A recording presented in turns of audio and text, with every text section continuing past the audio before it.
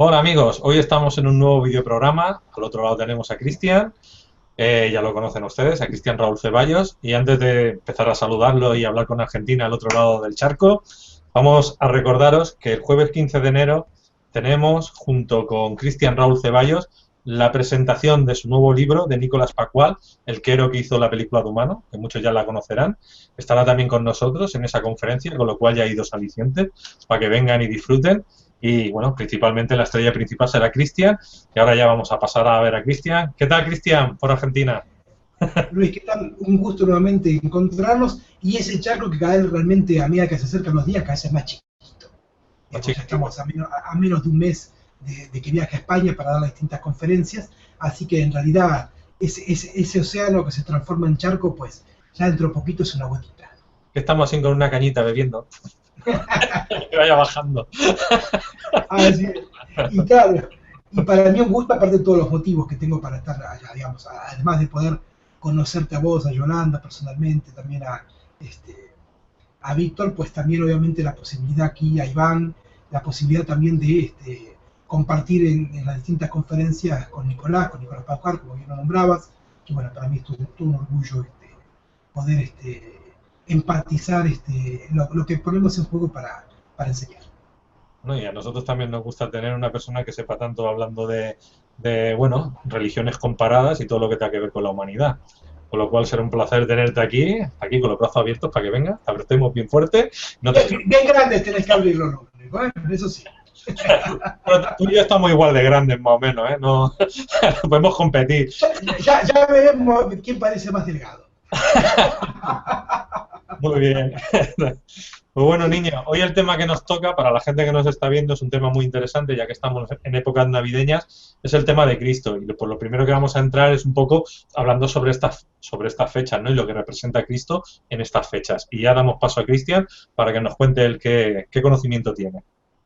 Bueno, mirá, si casualmente hablando de la conferencia, ¿no? Como punto de entrada del encuentro de hoy, la conferencia deriva en develar una de las historias más ocultas de la humanidad, que es la de Lucifer, independientemente del nombre que después le pongamos, ¿no? Enki, Prometeo, Quetzalcóatl, depende de la cultura, pues la otra historia más oculta que hay en la humanidad, además de la de Lucifer, es la de Cristo. Ese Cristo que desde la religión parece casi un semidios, pero cuando empiezas a investigar te das cuenta que en realidad lo que hay detrás de todo eso, detrás del mito hay un iniciado. Alguien que empezó siendo Jesús y con su transformación personal, que ahora iremos recorriendo, se transforma en Cristo. Es un camino, ya es muy distinto entonces lo que la religión propone, ese Cristo afuera como hijo de Dios, en donde simplemente tenés que dedicarte a pedirle y te lo concederá según lo alabes, a un Cristo que ha hecho un camino para transformarse de un hombre común y corriente como vos y como yo en un iniciado. Ese es el punto de lo que vamos a poner en juego y para eso vamos a ir recorriendo distintos tramos de su vida y del mito para poder compararlo.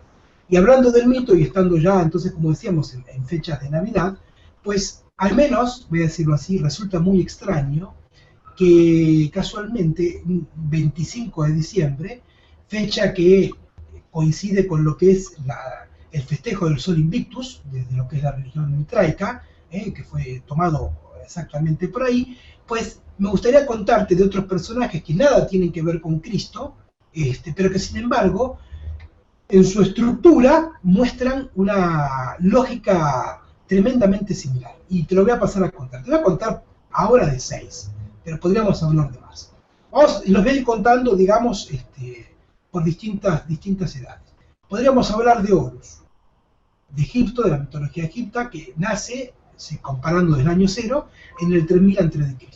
Nació un 25 de diciembre una virgen en un pesebre, tiene un nacimiento anunciado por una estrella, lo adoran 3 sabios, lo bautizan a los 30 años en el río Jordán, caminó sobre las aguas, resucitó Osiris, tuvo 12 discípulos, fue crucificado entre ladrones y resucitó otros 3 días.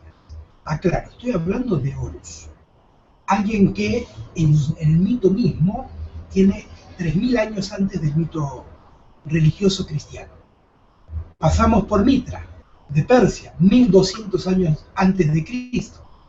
Nació de una virgen el 25 de diciembre, hizo milagros, tuvo 12 discípulos, descendió del cielo para salvar a los hombres de sus pecados, fue llamado el Redentor, el Cordero, el Dios, el Salvador, resucitó a los 3 días de morir y se le adora un domingo. Seguimos con Buda, que nació en Nepal en el 560 a.C., nació de una virgen también un 25 de diciembre, su nacimiento fue anunciado por una estrella, lo bautizaron a los 30 años, curó ciegos, enfermos, alimentó a 500 personas con una canasta de panes, caminó sobre las aguas, resucitó a los 3 días para subir al cielo, y sigamos. Van 3, dije 6. Vamos con Atis, es de Grecia, 1200 a.C. Nació de una madre virgen el 25 de diciembre, lo bautizaron sus fieles para limpiarle los pecados, sus seguidores comían pan que representaba su cuerpo, murió crucificado y resucitó a los 3 días. Zoroastro, del Asia Menor, unos 800 años antes de Cristo. Nació de una virgen, lo bautizaron en un río, comenzó a predicar a los 30 años, fue tentado por los demonios en el desierto, devolvió la vista a un ciego, reveló los misterios del cielo, la resurrección del alma y la salvación. Se lo adora celebrando una Eucaristía comiendo su cuerpo. Dionisio, Grecia, 800 años antes de Cristo. Nació de una mujer mortal fecundada por un dios el 25 de diciembre en un pesebre. Montando sobre un burro hizo una procesión triunfal, transformó el agua en vino, dio de comer a sus seguidores el cuerpo de Dios, hizo milagros y resucitó tras su muerte. Y el más antiguo de todos los que te he contado, Krishna. Krishna nació en la India, el mito, mejor dicho, más que nació el mito, en todos estos casos, 3200 años antes de Cristo, nació de una virgen, tuvo un nacimiento anunciado por una estrella, resucitó muertos, curó leprosos y ciegos, resucitó a los 3 días de ser asesinado. Te contaba estos 6 casos, ya que estábamos hablando, para comprender que en realidad la historia de Cristo parece que no es tan nueva como creemos, ¿no?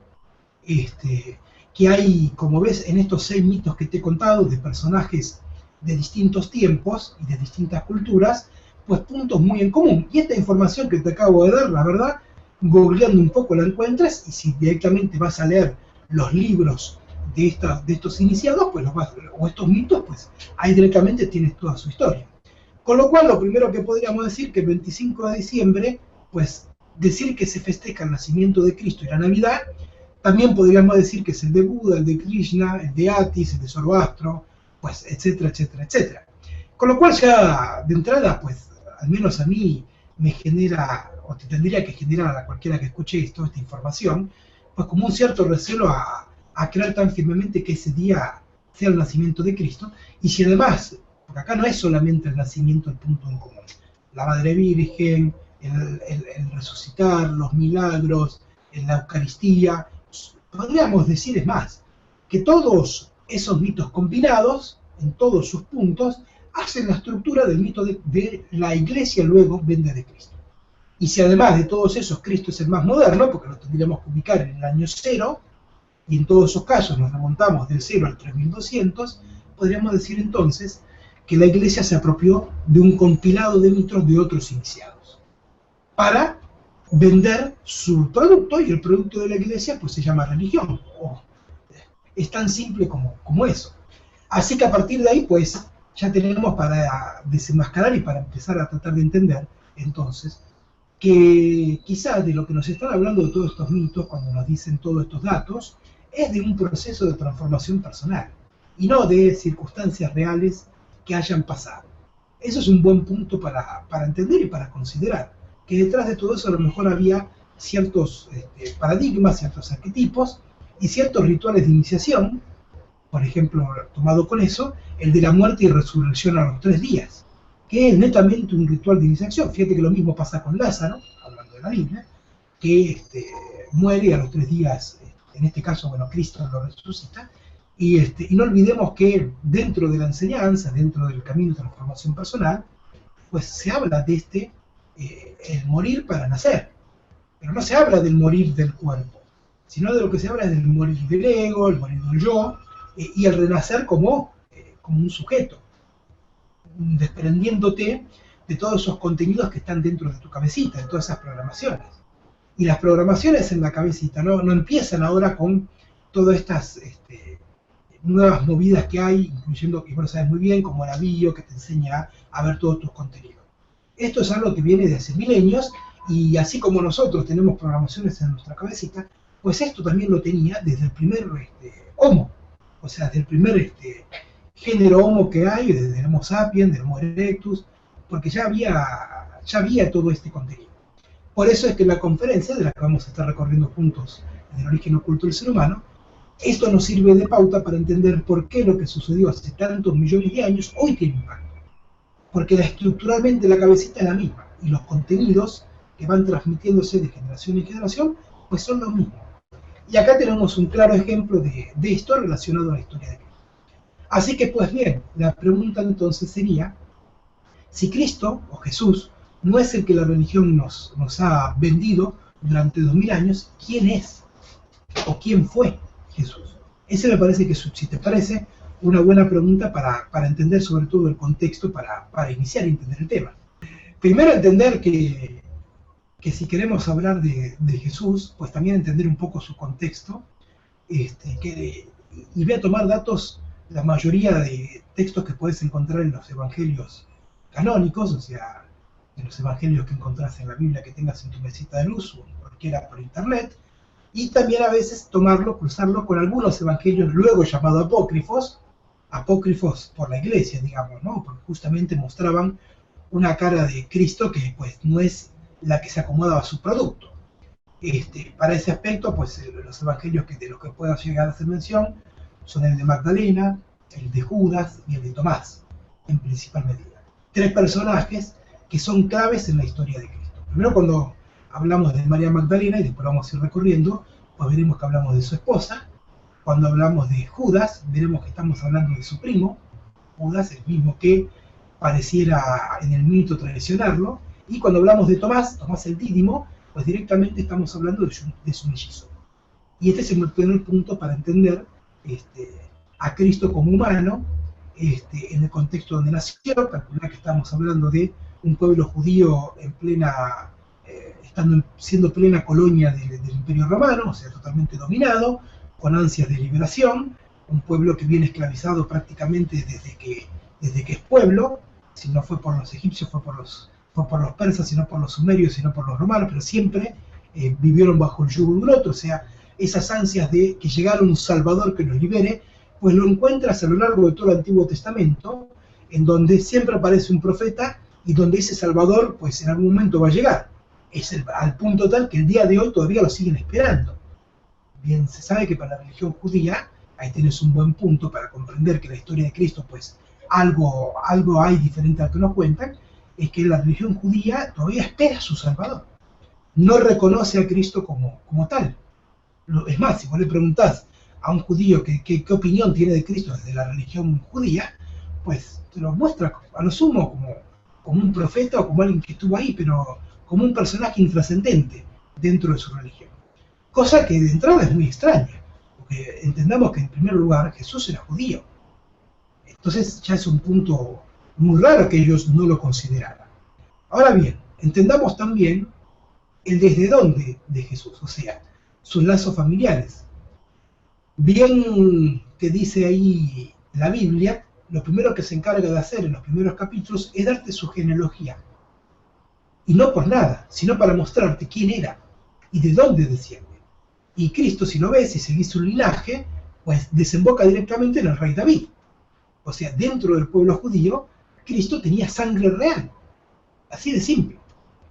Y si vamos a tratar de entender el otro polo, porque eso venía por una de las vías, pues si vemos así, luego vemos que la Virgen, bueno, que se conoce como la Virgen María, vamos a decirle Virgen, porque de Virgen, pues, no tiene algo, pues también descendía de un linaje real.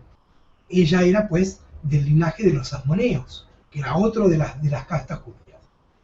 Por lo tanto, si estás hablando de una persona, y acá habla como persona, ni siquiera le voy a poner el nombre de Jesús, de Cristo, una persona que nace de un linaje real, tanto de madre como de padre, pues de entrada entonces, ese nacimiento que nos quieren hacer creer en un pesebre a pura pobreza, pues la verdad suena raro, ¿no? Porque estás hablando de alguien, de un personaje que nace dentro de una cuna real. Es como si hoy quisieras imaginarte, digo, en España sobre todo, que están bajo un régimen de monarquía, creer que los hijos de los reyes los van a ir a tener en una cueva en el medio de la montaña. Es todo lo contrario. Fanfarrias y darlo a conocer. Y esto, visto en cualquier monarquía, no solamente en la española. Si vas a la inglesa, pues exactamente lo mismo. Y si vas a otros de países quizás un poco más nórdicos, te encontrás la misma lógica. Eso por un lado. Si después vamos a, por ejemplo, a José, su supuesto padre adoptivo, pues está claro que era un carpintero. Ahora bien, un carpintero hace 2000 años no era lo mismo que un carpintero hoy en día, obviamente con el mismo respeto al oficio, tanto antes como ahora. Ser un carpintero, para aquellas épocas, era una profesión muy prestigiosa. Y esto lo puedes encontrar, para que tengas una idea, si algún día tienes ganas de leerlos, la decena de tomos de Flavio Josefo, ¿no? Con todo, que era el historiador del Imperio Romano, directamente abocado a seguir todo el desarrollo del pueblo judío. Ahí vas a encontrar la vida cotidiana y el contexto cotidiano en el que Jesús nace. Entonces vas a darte cuenta de esto que te digo, de que un carpintero es una profesión muy valorada, porque primero para ser carpintero tenías que estar en una cierta posición económica, por todo lo que implicaba esa profesión, los contactos con que podían llegar a generar y demás. Así que de entrada, pues, ya para empezar a poner mito contra historia, por decirlo de una manera, pues hay algo que no cuaja. No cuaja la historia que podemos ver desde distintos encastres, pues la pieza de un Cristo que nace en la peor pobreza, pues no cierra. Ahora, otros acontecimientos dentro de lo que es aparte también para fechas navideñas es de los famosos reyes.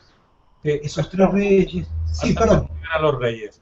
Hay una corriente que dice que Jesucristo era esenio. ¿Eso era verdad? ¿Daba la vuelta al mundo haciendo el aprendizaje como un esenio? Eso lo vamos a ver cuando, y te voy a decir que sí, pero eso lo vamos a recorrer cuando vayamos a la doctrina, o sea, a la enseñanza que él recibe. Porque Cristo no solamente era esenio, pero también lo era. Y eso es lo que hizo particular. Porque Cristo de entrada, está claro que por el mismo linaje que traía, esto que veías de que desciende tanto de madre como de padre, de un linaje real, pues en él había muchas expectativas como hijo.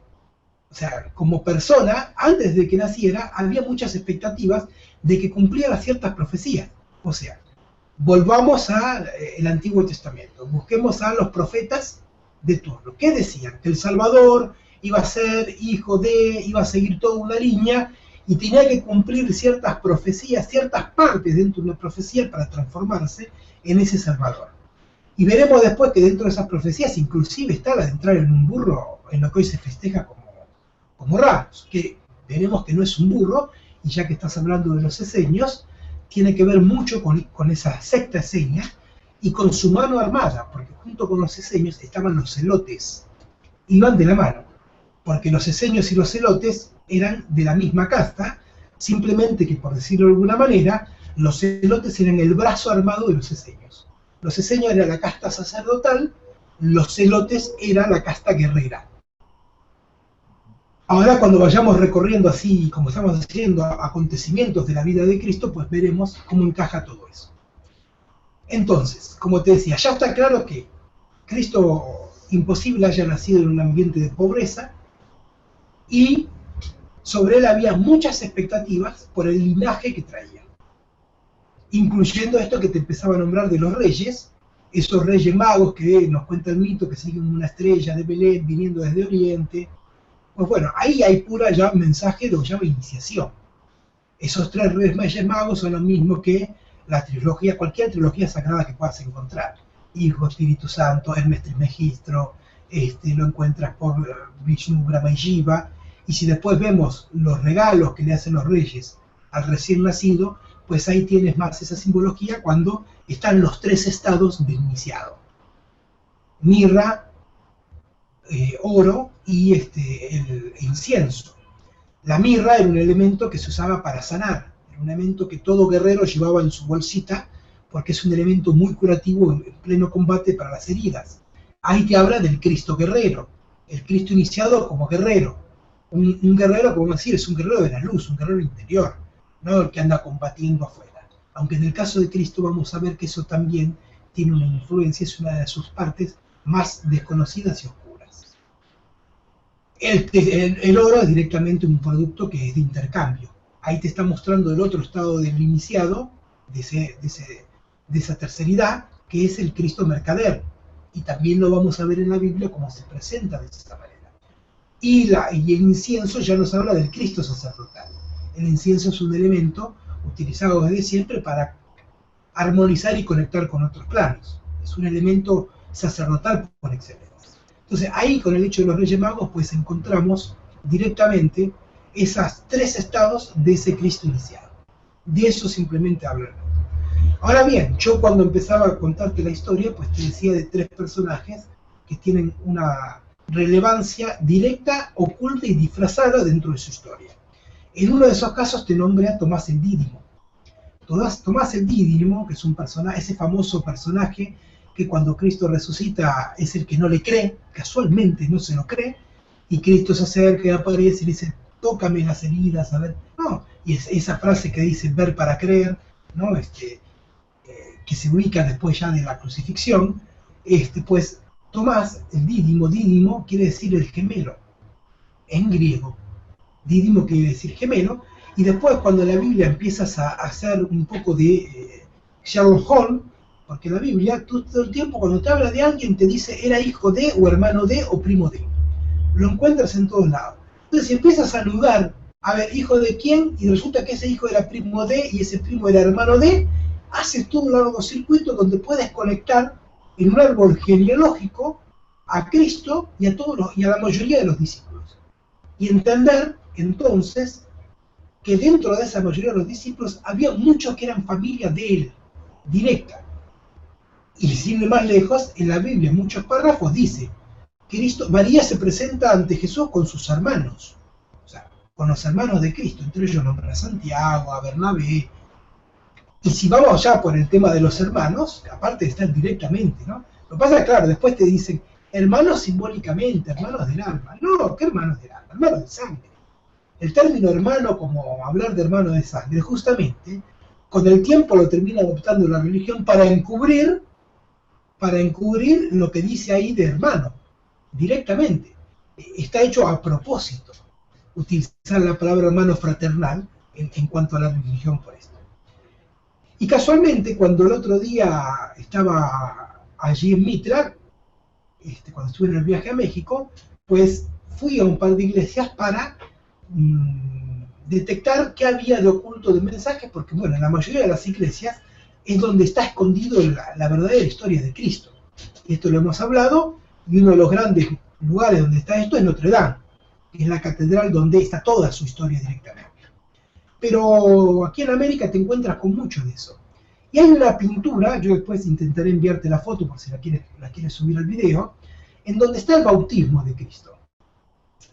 Y el bautismo de Cristo, que fue a los 30 años, según nos cuenta el mito, hecho por Juan el Bautista, no olvidemos que casualmente en la Biblia aparece un hecho muy raro, que cuando está embarazada María, también está embarazada su prima.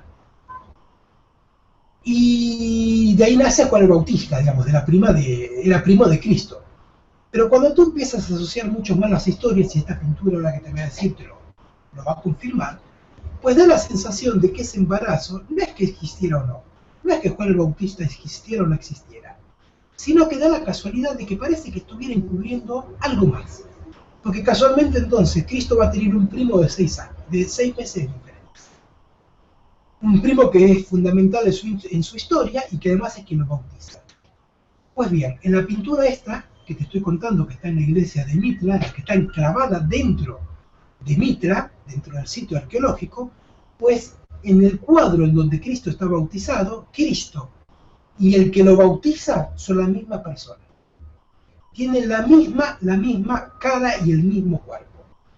No hay un ápice de diferencia fisiológica y fisonómica entre Cristo y quien lo bautiza. En este caso, quien estaría representando a Juan el Bautista. Ese tipo de cuadros, con ese tipo de mensajes, es donde se ocultan lugar, donde queda oculto el mensaje, para que lo pueda ir a detectar, de ese gemelo que nació junto a Cristo, de ese hermano gemelo que luego se llama Tomás el Dídimo, como queda anotado en la Biblia. Y queda muy bien para la Iglesia hablar entonces de un embarazo de una prima de Ana, de la prima de María, que era Ana, con un niño también, entonces, como te decía, de 6 meses de diferencia, para encubrir ese hermano gemelo. Porque entonces, cuando empiezan a hablar, ya no sabes si hablan entonces de Juan el Bautista o están hablando del hermano gemelo de Cristo.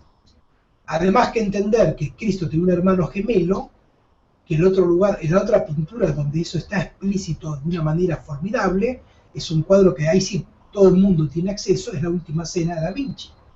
En la Última Cena de Da Vinci, que tiene muchos mensajes codificados, entre ellos ese discípulo amado, un discípulo sin barba, con rasgos femeninos, con busto femenino y todo, pues te das cuenta que ahí, por ahí está hablando de María Magdalena, ya lo recorreremos, pero casualmente a uno de los costados de Cristo hay un personaje que es exactamente igual que Cristo, exactamente igual. Vean el cuadro y ustedes ubíquenlo. Y miren que los otros discípulos se diferencian bien de Cristo. Digo, podría decir, y bueno, todos eran hombres, tenían barba, porque todos usaban barba, pues entonces eran todos muy parecidos. No, vas a ver que se diferencian muy claramente un discípulo del otro. Casualmente hay uno que es igual, lo mismo que en esa pintura que te nombraba que está en Vinta. Pues eso nos abre la pauta de esa parte histórica, que nada tiene que ver con la religión, que nos cuenta de un Cristo entonces que tiene un hermano mellizo. Claro, ¿por qué se oculta? ¿Y por qué se intenta decir que Cristo era una figura divina y no una figura humana? Porque mejor dicho, 2 de los 3 parámetros por los cuales la Iglesia es fundada y se declara a sí misma representante de Dios en la tierra, pues quedan invalidados, porque uno te dice de la divinidad de Cristo. Cosa así entonces queda dicho que Cristo era humano, y no hijo de Dios, sino un humano que hace un camino de transformación personal. Ese concepto por lo cual la Iglesia se declara representante de Dios queda inválido. Otro de los conceptos es la resurrección de Cristo. Y si Cristo tenía un hermano gemelo, pues por lo menos, aunque después veremos si es así o no, queda la duda de quién estaba en la cruz. ¿Y qué tal que si estaba en la cruz no era Cristo y era su hermano? Digo, por lo menos queda en duda, no queda, no se sostiene ya tanto. Después lo investigaremos un poco más. Y pues bien, así entonces empieza la historia de Cristo, en donde, como ves, directamente ya para hablar de su nacimiento, 25 de diciembre, con todos los otros mitos que hemos hablado, más lo que de entrada hemos puesto respecto de su linaje, más lo de su hermano, más lo de su familia, ya simplemente hablar de su nacimiento, pues revoluciona lo que el mito cristiano pone en juego. Ahora bien, si empezamos ya a abordar más, pues casualmente, Cristo cuando nace, nos cuenta la Biblia, que tienen que salir corriendo, digamos, de Judea, del pueblo de Israel, tienen que exiliarse porque lo quieren matar. Por esto de que había nacido un nuevo rey. Y entonces Herodes, uno de los Herodes que hay dando vueltas, porque no es siempre el mismo, hace esta matanza de los niños. Y fíjate entonces que eso lo que te muestra es el contenido que Cristo o Jesús tenía antes de nacer. Toda esa programación, por decir, que ya se esperaba de él. Que se esperaba que naciera un rey de una familia real. Esto está claro. Se esperaba un rey de una familia real. Por eso Herodes, uno de los Herodes que hay, está Herodes el Grande, Herodes Antipas, bueno, hay varios Herodes, pues quieren matarlo y hace esta matanza, esa matanza de los inocentes, que se conoce hoy en día como tal. Y después entonces aparece una parte de la historia de Cristo que queda en la nada, porque Cristo desaparece, se dicen que va a Egipto, se exilia en Egipto, y después recién hay una mención de él a los 12 años, hablándole a los sabios del templo, a los sacerdotes, ya como instructor, o sea, en una posición que lo revela ya como maestro. Y después vuelve a desaparecer hasta que aparece a los 30 años en esa escena que hablábamos antes, donde es bautizado. Entonces, ¿qué pasó? ¿Dónde estuvo Cristo? ¿O dónde estuvo Jesús todo ese tiempo? Pues ahí viene un tema interesante porque en la Biblia no lo encuentras. No encuentras en la Biblia esos datos. No en los evangelios, por lo menos, los evangelios tradicionales, los autorizados por la Iglesia. Entonces tenés que recurrir a otra fuente. Y esas fuentes ya son otros escritos. Y para entender eso entonces, pues puedes recurrir a varios textos que encuentras, ¿de dónde? De los evangelios apócrifos, o los conocidos como los del Qumran, que son esos evangelios que encontraron en textos del Qumran, que son los que encontraron en vasijas en el Mar Muerto por casualidad. Y ahí nos habla de un Cristo o de un Jesús, entonces, que estuvo de itinerante por distintos lugares aprendiendo iniciación, aprendiendo magia. Esos lugares, sin entrar mucho en detalle ahora, pues lo veremos quizás más, pues son el Tíbet, donde Cristo estuvo en el Tíbet, y estando en el Tíbet aprende lo que es todos los Vedas, por un lado, o sea, de toda la religión hindú, pues aprende toda la lógica de los Vedas, y Cristo aprende mucho del Buda, aprende todas las lógicas del Buda, y por eso la religión que hoy nos llega como cristiana, en su base, tiene el amor, que es lo mismo que te profesa la religión budista. Religión está mal dicho, la práctica. El budismo como tal no se nombra religión, sino como una práctica. Entonces, el amor, casualmente, del que después tanto profesa Jesús o Cristo, pues es de lo mismo que está en la base del budismo. Con lo cual, esto de entrada ya te muestra que a sí mismo Cristo tenía esa enseñanza de Buda incorporada, pero como maestro. Y aclarar algo, cuando habla de amor, no habla del amor del sentimiento de enamoramiento, habla del amor en su verdadera lógica, que amor quiere decir sin muerte. Amor, sin morten, sin muerte. ¿Por qué? Porque el amor es lo único que te conecta con esa trascendencia, y es lo que se aprende en toda escuela de iniciación. Trascender a la muerte, trascender al ego, trascender al yo. Y eso quiere decir amor. Y ese es el amor del cual hablaba Jesús. Y otro lugar donde después vamos a encontrar mucha información de Cristo, y después lo vamos a encontrar en sus mismos relatos, es en Egipto. En Egipto directamente Cristo aprende de lo que son las 7 escuelas del misterio. En Egipto había 7 escuelas. Esas 7 escuelas eran las 7 escuelas de misterio, en donde en cada escuela aprendías uno de los pasos del misterio. Lo mismo que ves, por ejemplo, para entenderlo, en la Kabbalah, ¿no? Con los distintos sefirot. Es como si dijeras, acá en Egipto, pues estaba ubicado bajo las 7 escuelas de misterio, en donde la gran prueba para quien se recibía iniciado, luego de atravesar todas esas escuelas, era estar 3 días encerrado dentro de la Gran Pirámide.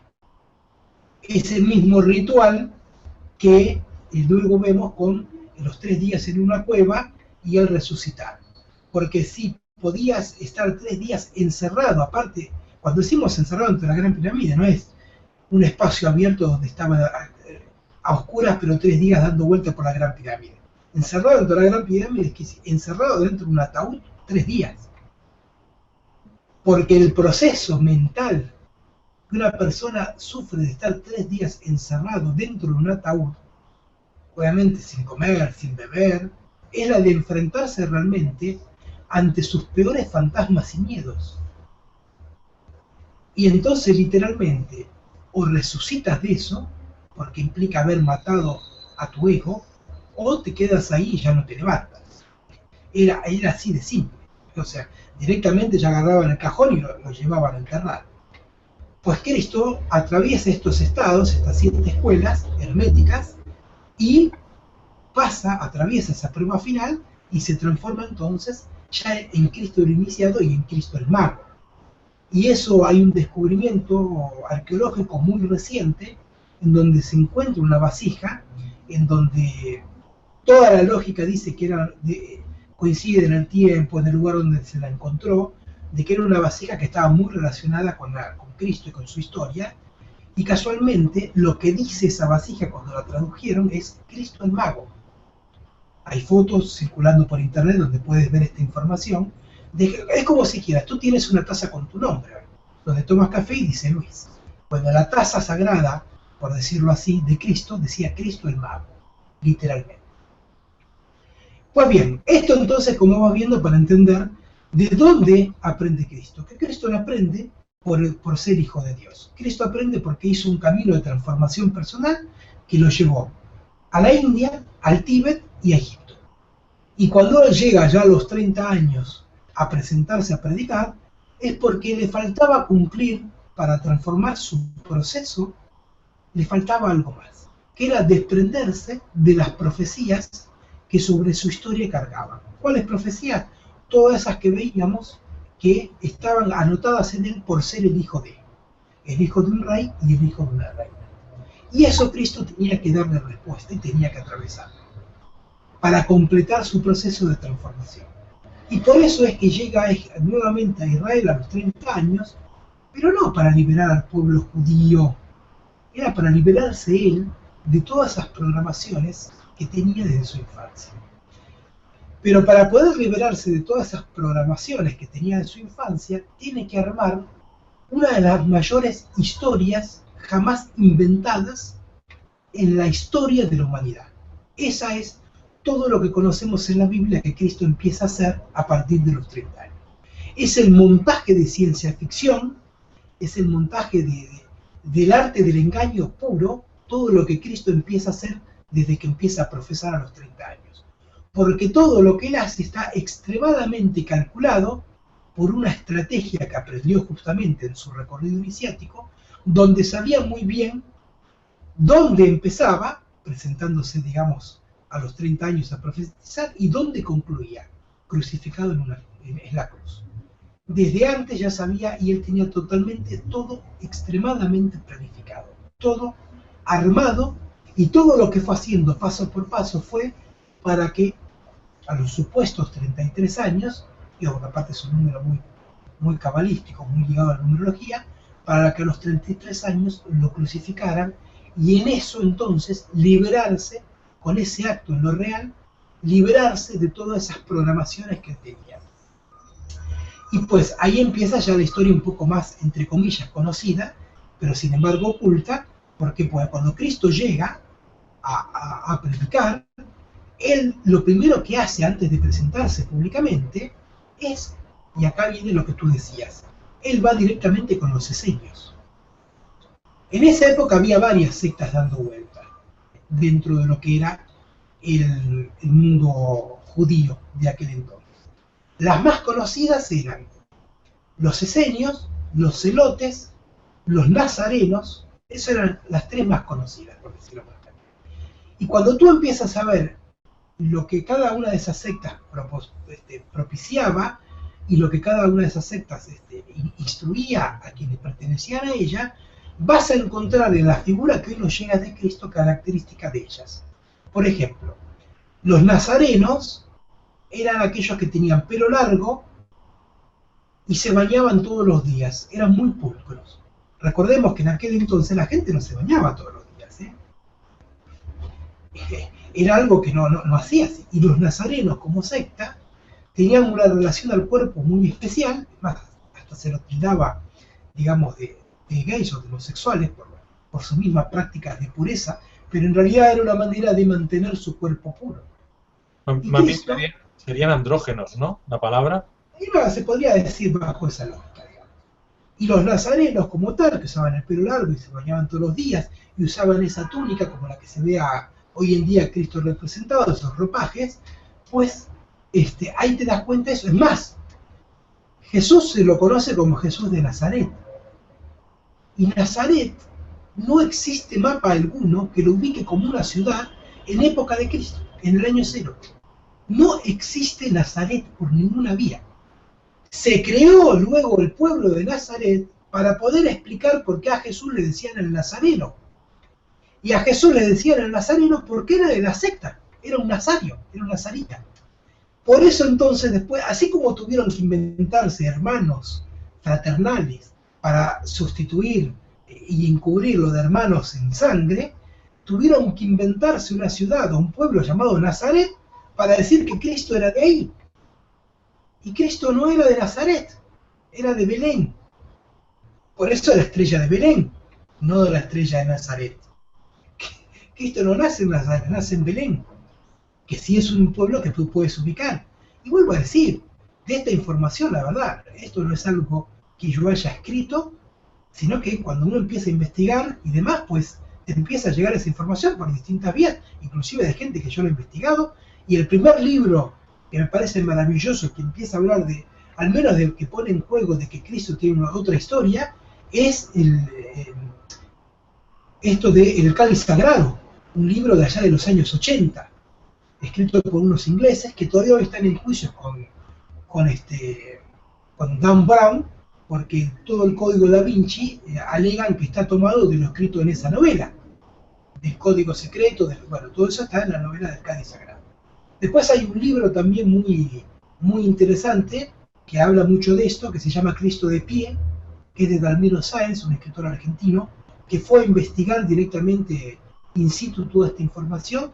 Un libro que debe tener unos 20 años, pero que no lo consigues por ningún lado. Desapareció. Yo por suerte tengo mi copia porque la compré en aquel entonces, pero es un libro que desapareció del universo, desapareció, no existe ese libro. Y es un libro que narra una novela histórica, basada en toda su investigación. Y después, bueno, hay muchos más investigadores que hablan de estos temas. Entonces entender que Cristo era nazareno, que Cristo era esenio, y la lógica para entender que Cristo era esenio era la manera en dirigirse y organizarse su vida. Hablaba el tema de las parábolas, el tema del amor, que era también un tema que mucho hablaban los esenios, todo el tema de su relación al cuerpo también. Para ser un esenio tenías que tener cierta estructura física para poder serlo, incluyendo desde una altura determinada hasta un ancho, un diámetro de muñecas, porque leían en eso que tenías un cuerpo con proporción áurica, y entonces eran como requisitos para poder estar dentro de la secta de los esenios. Y sobre todo hay un dato fundamental para entender que Cristo era esenio. El líder de los esenios es el maestro de justicia, o era el llamado maestro de justicia. Y cuando tú quieres encontrar información de Jesús fuera de la Biblia, no encuentras como Cristo, no encuentras como Jesús, pero encuentras información del maestro de justicia. Y cuando empiezas a cruzar la información que encuentras del maestro de justicia y lo que la Biblia dice de Cristo, pues es muy fácil darte cuenta que están hablando de la misma persona. Por lo tanto, si Cristo era el maestro de justicia, él era el líder de los esenios. No solamente que era un esenio, sino que era su líder. Y esto quedó evidenciado cuando se hicieron todos estos descubrimientos de Qumran. Pero sí, cuando te hablaba, sí. Yo tengo una pregunta. Los esenios, aquí hay mucha gente que habla de los esenios, ¿no? Y más que de una secta hablan pues de una religión que da la vuelta todo lo que es África, suben por Asia, bajan por Europa y van dando, vamos a decir, formación a toda la gente que no tenía esa información. Era como una especie de mensajero que daban un conocimiento. Entonces, claro, tú aquí los llamas secta, ¿no? Y quiero que me diferencies si esto que te estoy contando yo tiene que ver con esta gente y por qué se le dice secta. No, secta se le dice tanto a los nazarenos como a los esenios, como a los celotes y todas las que estaban ahí, porque eran un grupo cerrado, en el cual un club privado, en el cual para ingresar tenías que cumplir ciertos requisitos y seguir ciertas normas. En ese aspecto secta. No secta de lo que se conoce como hoy en día de un lugar donde te lavan el cerebro, te obligan a tener ciertas conductas, ¿sí? O sea, no confundirlo en esa palabra. Ahora bien, esto que tú estás nombrando de los esenios, en realidad está más relacionado a la historia de Cristo después de la cruz, que a los esenios mismos como secta. Porque Cristo después de la cruz, no sé si nos dará tiempo de grabarlo hoy, si no lo hacemos en una segunda parte donde podemos hablar de eso, que tiene que ver ya con toda la historia del Santo Grial, de los templarios, de los Rosacruces, inclusive llegando a el mago Merlín y el rey Arturo y la mesa redonda. Pues toda esa historia es la que tiene que ver más con esos esenios a los que nombras. Porque Cristo lo era, como te estoy diciendo. Y Cristo tuvo discípulos, porque Cristo era un iniciado. Esos discípulos en realidad eran los discípulos del Cristo Maestro, pero no del Cristo Maestro o el Cristo religioso, sino, como decíamos, del Cristo Mago. Y ellos empiezan a hacer todo este trabajo. Inclusive, y esto yo lo voy a hablar próximamente, porque voy a hacer un viaje a la Patagonia Argentina, junto con un viaje de enseñanza, con gente que participa de actividades que yo coordino. Vamos a hacer un viaje para mostrar y grabar y evidenciar que descendencia, voy a decir así, porque no voy a decir, no quiero decir ahora si fue Cristo o su descendencia, pero para mostrar que sangre de Cristo estuvo en la Patagonia, y que eso está muy relacionado con el viaje de Colón y el famoso descubrimiento de América. ¿Y en dónde ves esto? ¿Dónde lo puedes encontrar como pista? Es otra vez en una pintura de Leonardo da Vinci, en donde hay la Anunciación, la pintura de la Anunciación, yo he hecho algunos videos de esto, ves un fondo donde hay arbolitos muy bonitos. Todos se quedan perdidos en el arcángel, en la esfera que tiene el mundo y en la supuesta Virgen, y ahí empiezan, no saben si es la Virgen María o si María Magdalena, pero se quedan ahí. Sin embargo, el secreto de ese cuadro está detrás, en el paisaje, donde aparece, y muy claramente, un árbol que es una araucaria. Una araucaria es un árbol de toda la Patagonia, que es de la familia de las coníferas, y tiene una estructura muy particular. Es como un pino, pero con una estructura muy, muy particular que lo diferencia de cualquier árbol del mundo. O sea, vos ves una araucaria y te das cuenta que lo es. No hay manera de confundirlo. Tiene rasgos muy, muy característicos. Pero la diferencia está que Leonardo da Vinci, cuando pinta la araucaria, la pinta antes que Colón llegara a América, y mucho menos antes de que, o sea, mejor dicho, muchísimo más antes de que alguien llegara a la Patagonia. Entonces, ¿por qué da Vinci conocía que pinta una araucaria? Si no es que está ahí dando un mensaje de que algo de la historia de Cristo tiene que ver con la Patagonia. Y esto tiene que ver con ese Cristo o ese mensaje de Cristo itinerante, donde hizo lo mismo que de alguna manera intentamos hacer nosotros. Cuando decimos, ok, pongamos en juego si la enseñanza que estamos haciendo se condice con la de vamos a Monte Albani. A ver, es lo mismo que decían, bueno, Cristo fue validar su enseñanza con todos los otros lugares en donde había mitología de enseñanza, para validar si era la misma enseñanza, si era esa misma religión original. De ahí empieza todo ese recorrido itinerante que vos bien mencionás, por África, bueno, todo eso, que desemboca después como punto culminante lo que es Notre Dame como catedral, en donde está toda la historia de Cristo, post-cruz, digamos. Ahí está toda la historia oculta, obviamente en un lenguaje que se llama argot, que es un lenguaje simbólico. Pues bien, yo como para ir desembocando en el cierre del encuentro de hoy, no solo que Cristo era el líder entonces de los esenios, sino entender que si estamos hablando de que era el líder de los esenios, también Cristo era el líder de los celotes, porque los celotes eran el brazo armado.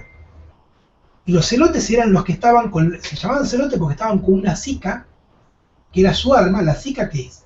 Era una rama de un árbol que funcionaba a modo de látigo, que producía tajos enormes.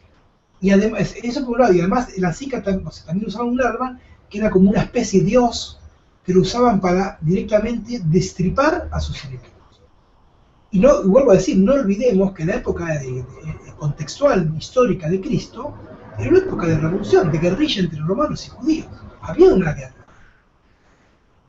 Por eso, yo como conclusión, cuando hablo de Cristo, digo que esto era un iniciado, pero también era un guerrillero. Cristo tenía el componente del Che Guevara de aquella época, en liberación en ese caso del pueblo judío para cumplir esas profecías. Y la muestra la tenés en ese hecho que te contaba de cuando entra en burro. Cuando entra en burro, nos dicen que toda la gente se pone contenta y empieza a blandear las ramitas de olivo. Pues no eran las ramitas de olivo, eran estas armas que te estaba diciendo, que funcionan como látigo. Era un festejo de que estaba entrando el que los iba a liberar. Obviamente la iglesia transformó eso en ramitas de olivo, y Cristo en un burro. Una más, digamos, de sus tantas transformaciones extrañas. Lo que pasa es que a este señor le salió rana, ¿no?, el liberar a los judíos. Es que no los quería liberar, él quería liberarse. Montó todo eso para cumplir con la profecía. porque la profecía decía que tenía que nacer de tal manera, que a tantos años tenía que hacer tal milagro, entre comillas milagro, cuando los analizás pues te das cuenta que eran técnicas y no eran milagros, que tenía que entrar en burro a la ciudad, que lo tenían que crucificar, que tenía que resucitar, o sea, eran todas partes de una profecía, y Cristo jamás le interesó liberar al pueblo judío. Le interesaba liberarse a él mismo de toda esa carga histórica que blandía sobre él por ser el hijo de. Eso es lo que vamos a seguir viendo. Pues bueno, otro lugar en donde tienes en la Biblia un dato que muestra ese Cristo guerrero, ese Cristo celote, lo tienes directamente en dos lugares. Uno, en sus discípulos. Pedro, ¿cómo era llamado? Pedro lo llamaban el celote. Si vos vas al apodo, era Pedro el celote. Digo, más claro imposible. Y si Pedro era celote y era uno de los mejores, o sea, uno de los discípulos más allegados a Cristo, quiere decir que Cristo tenía celotes entre sus discípulos. Qué casualidad, ¿no? ¿No sería acaso su guardia privada? Digamos, ¿no? Pues bien, así, y otro lugar donde lo encuentras de una manera extremadamente clara es ese famoso episodio donde él llega al templo y empieza a revolotear todo, ¿no? Porque se enoja de que han transformado un templo sacerdotal en un lugar de comercio. Y hablando de comercio es cuando él dice, vendan las capas y las espadas, le dice a sus discípulos. Está en la Biblia esto, buscarlo en el Evangelio. Vendan las capas y las espadas. Con lo que está diciéndole claramente es que tenían espadas y tenían capas, artículos indumentarios de un guerrero. Porque no es que tenían una espada porque eran buena gente. Tenían una espada porque la usaban. Y la muestra al otro lugar lo tenés, para entenderlo, es cuando supuestamente, y con esto ya vamos casi cerrando el encuentro, cuando lo necesitan reconocer a Cristo, en esa famosa traición de Judas, el beso, la primera pregunta es, si Cristo era un personaje público, ¿por qué necesitaba que alguien acercarlo y le diga, es este, con un beso? ¿No sería entonces porque había alguien, un gemelo de él, y en la noche no era posible diferenciar quién era Cristo y quién era Tomás? Y entonces necesitaban de alguien cercano a él que vaya y le dé un beso directamente para identificarlo. Sino que otra explicación tiene el hecho de entender que lo tienen que reconocer mediante un beso. Si sabía muy bien, si había estado predicando en los templos, si había estado ya ante los romanos, no te olvides que uno de sus mejores amigos era un soldado romano, ese que dice, bastará, hoy queda el dicho, ¿no? Bastará una palabra tuya para que no entres en mi casa. Bueno, no me acuerdo cómo es, porque hace milenios que no voy a misa, pero digo, sigue estando hoy esa frase en donde Cristo era muy amigo de un soldado romano, casualmente el mismo soldado romano que es el que está en la cruz cuando él lo crucifica. Qué casualidad. Un gran amigo de él es el que lo espera en la cruz para recibirlo y es el que le clava la lanza. Digo, empieza a notarse que, qué casualidad, ¿no? Por lo menos digamos así, qué casualidad. Y entender entonces en esa escena que te mencionaba, donde se tiene que sacar lo tienen que besar, no te olvides que sacan un arma y le cortan la oreja a un soldado romano. ¿Qué hacían con un arma? ¿Por qué tenían un arma? Ahí es otro lugar que te muestra que andaban armados todo el tiempo. Todo el tiempo estaban fundando armas, espadas y cuchillos. Pues bien, ahí ya para desenlace, digamos, si querés, pues como para dejarlo picando, como se dice, en un próximo encuentro te hablo, porque requiere mucha más tiempo, lo que es la cruz y la postcruz. Simplemente entendiendo, entonces, todo lo que implica, para sentar la base del tema, todo lo que implica María Magdalena, todo lo que implica Judas, todo lo que implica la crucifixión, el soldado romano que te decía, y sobre todo lo que implica la descendencia de Cristo, llegando a Europa, escapando de la persecución que tenían en Roma, en Israel, teniendo en cuenta esto famoso que se dice, ¿no? De las vírgenes negras, todo lo que empieza a hablarse de los templarios, de los rosarios. Pues si gustas, Luis, te digo, el tema igual me parece que queda en un punto extremadamente interesante, que lo que hemos recorrido pues realmente abre muchísimas incógnitas y por lo menos, aunque no te brinde respuesta, porque la idea no es brindarte respuesta, la idea es que te brinde preguntas, te dé la curiosidad de ir y tratar de encontrar esta información para validarla y tener en claro que un 25 de diciembre, si algo no festejamos en la Navidad, que el verdadero festejo detrás de esta fecha es el del Sol Invictus. Por eso todos los iniciados que nombraban al principio del encuentro nacieron súbito esa fecha, porque es el festejo del Sol naciente, a esa divinidad de voz que nuevamente se conecta con el universo. Pues de mi parte, muchísimas gracias. Muchas gracias, Cristian. Decir a la gente que nos está viendo, el próximo vídeo de Cristian será las profecías del año que entran, con lo cual ya será un tema para año nuevo, prácticamente, y que después de ese volveremos con Cristo. ya que estamos... Está muy relacionado, porque no te olvides que una de las famosas profecías para esta época es la segunda venida de Cristo. Entonces, está muy relacionado el tema de las profecías con Cristo, simplemente entender de qué hablamos cuando hablamos de Cristo. Muchísimas gracias. Pues muchas gracias, Cristian, y hasta la próxima. Hasta la próxima, amigos.